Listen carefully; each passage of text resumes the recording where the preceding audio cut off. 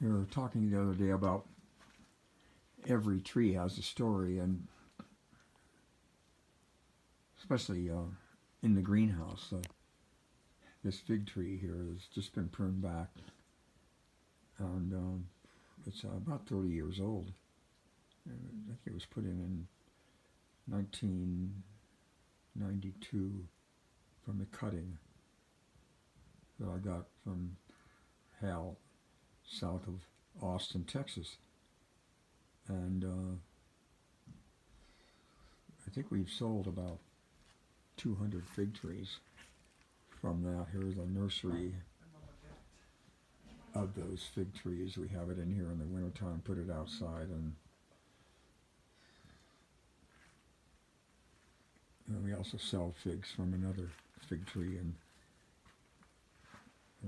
peach sweet honey. That's in the other tropical greenhouse. But so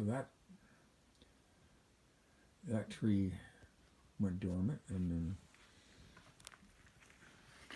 right here we actually have some rootstock coming to life again, so we can graft it. We actually put that in about a month ago. Before that, there was a huge pile of wood here that we use the space here for wood storage in the wintertime. So this attached greenhouse just keeps yielding, because every season we have a different task for these spaces to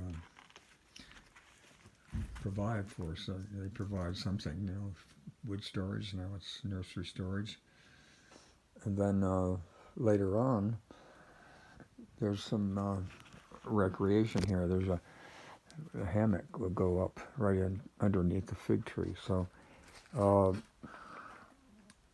and the story goes on. Here's a bed of parsley that had salad greens in it this winter, and the parsley is healed. Salad greens are gone, but what we're getting now is flowering parsley, which is essential for the integrated pest management. And here's another parsley that I've been eating for almost a year, and it's going to seed. Another one over there. And here's a borage plant that survived the winter in here. And half of the salad greens, or a third of them, 2/3 of them didn't make it on this planting.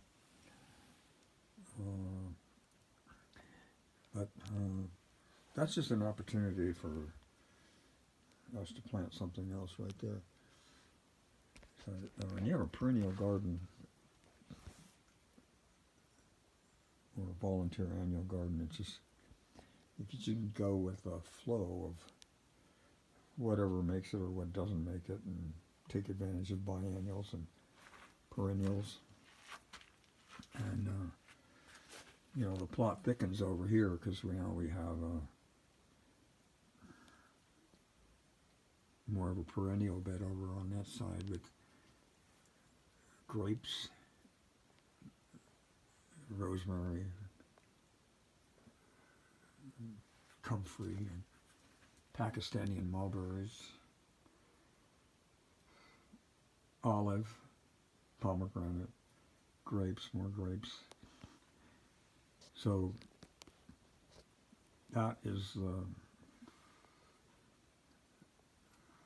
the ideal perennial garden there, because you really don't have to do anything.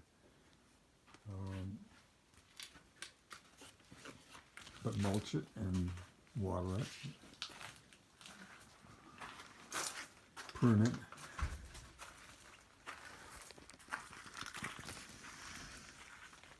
and harvest it.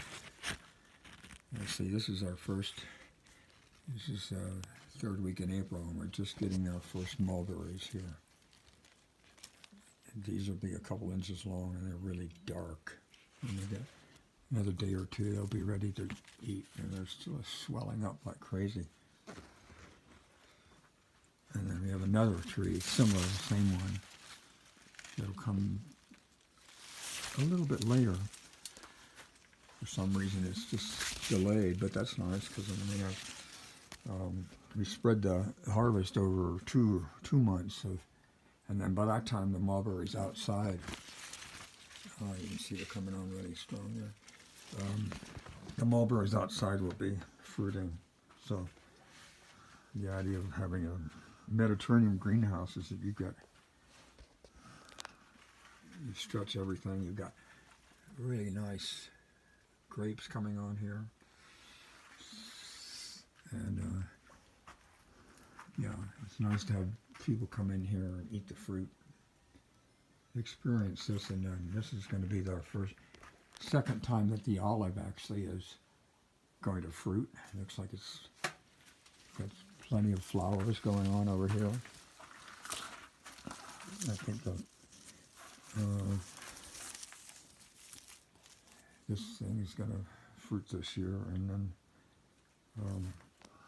these figs will be gone in a month, and I think I'll put in a persimmon right in there to round out all this. And we're waiting to see if we got any grafts to take here. We grafted this pomegranate onto with a wonderful variety. There's a rootstock here, and this is the variety. I don't know if we have any viability yet. We'll see. If not, we'll just do it next year. Try again.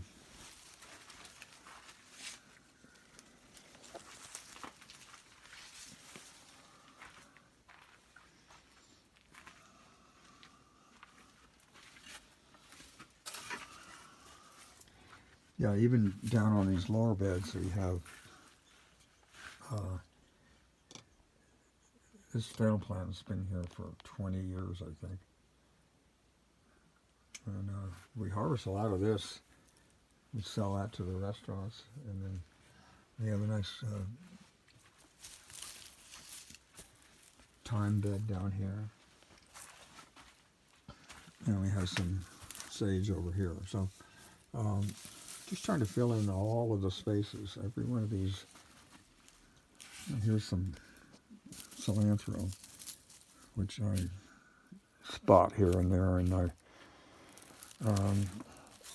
like to let that go to flower and seed as well. And yeah, this is the lettuce that didn't seem to have any aphid problems, but everything else seemed to get attacked by aphids. Some of the things survived, but we'll just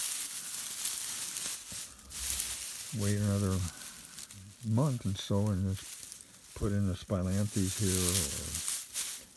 or basil, something for the hot summer. And we won't be growing salad greens. We've got plenty of salad greens in the other greenhouses to get us through. And if we were a commercial salad green operation now, that would be, not such a good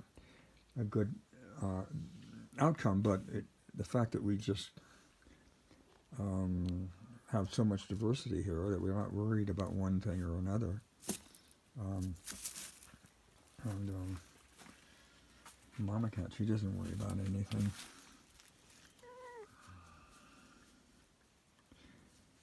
She comes down. She likes to come down and take the,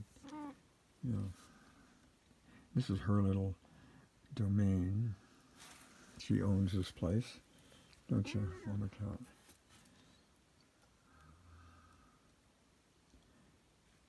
I know she's enlightened because she has that little spot up here on her head, you see? That little Buddha spot. She's a feisty thing. Okay, that's about what I wanted to show you in this greenhouse. And the tropical greenhouse, every bed has a story as well. Every tree has a story.